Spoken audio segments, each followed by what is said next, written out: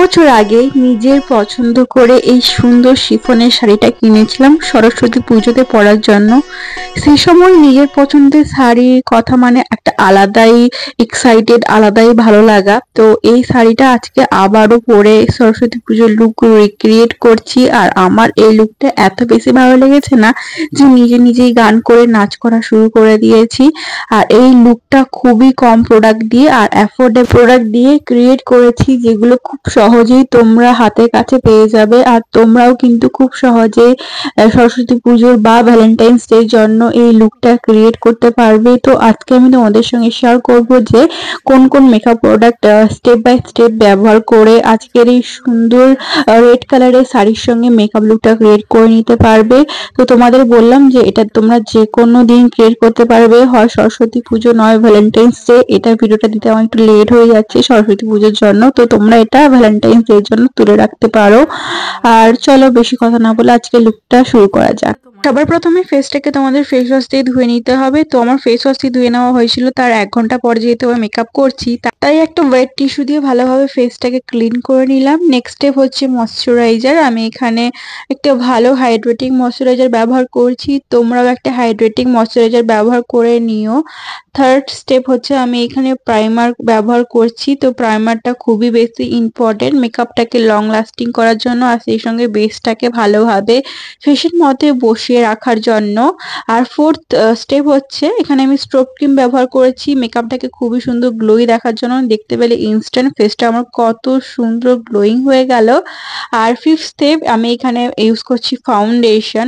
তো তোমরা তোমাদের কাছে যে ফাউন্ডেশন আছে ওটা ব্যবহার করে নিতে পারো। আমি এখানে medium to full coverage foundation ব্যবহার করছি। এটা খুবই সুন্দর হাত ফিঙ্গারের সাহায্যে ব্লেন্ড হয়ে যাচ্ছে। যেহেতু আমার মেকআপ মানে স্কিন কেয়ার রুটিনটা খুব ভালোভাবে করেছি, তার জন্য কিন্তু ফাউন্ডেশন খুব ভালোভাবে ব্লেন্ড হয়ে যাচ্ছে। তো নেক্সট আমি ব্লেন্ডারের সাহায্যেও ভালোভাবে ব্লেন্ড করে নিলাম। আর ফাউন্ডেশন গলাতে কানে অ্যাপ্লাই করতে একদমই ভুলবে না, না হলে কিন্তু একদমই ভালো লাগবে না আলাদা আলাদা টোন হয়ে গেলে।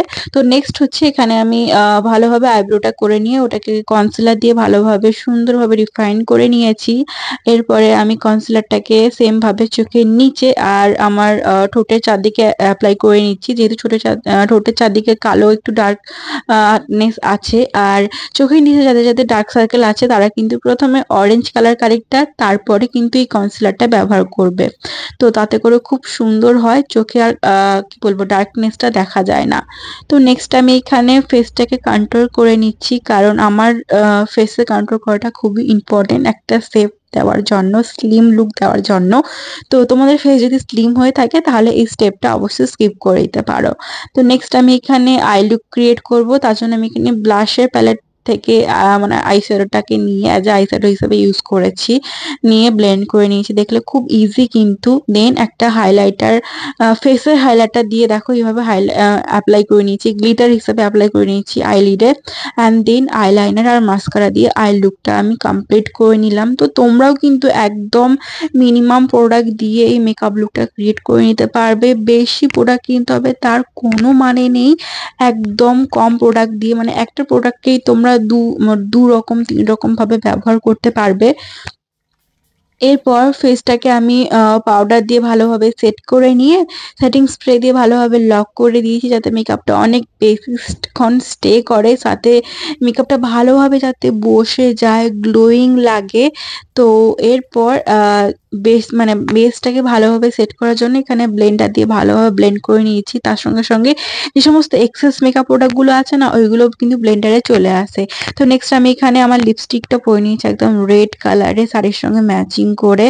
তো আজকের এই লুকটা তোমাদের কেমন লাগলো কমেন্ট করে জানাতে একদমই ভুলবে না। আর এই শাড়িটা তোমাদের কেমন লাগলো, আর তোমরা তোমাদের প্রথম নিজের পছন্দের শাড়ি কত বছর বয়সে কিনেছিলে ওটাও কমেন্ট করে জানিও, আর কোন ওকেশনে। আর ভিডিওটা ভালো লাগলে বেশি বেশি করে লাইক করে দিও, শেয়ার করে দিও, আর পেজটাকে এবং চ্যানেলটাকে সাবস্ক্রাইব করতে একদমই ভুলো না কিন্তু। সবাইকে শুভ সরস্বতী পুজো আর হ্যাপি ভ্যালেন্টাইন্স ডে।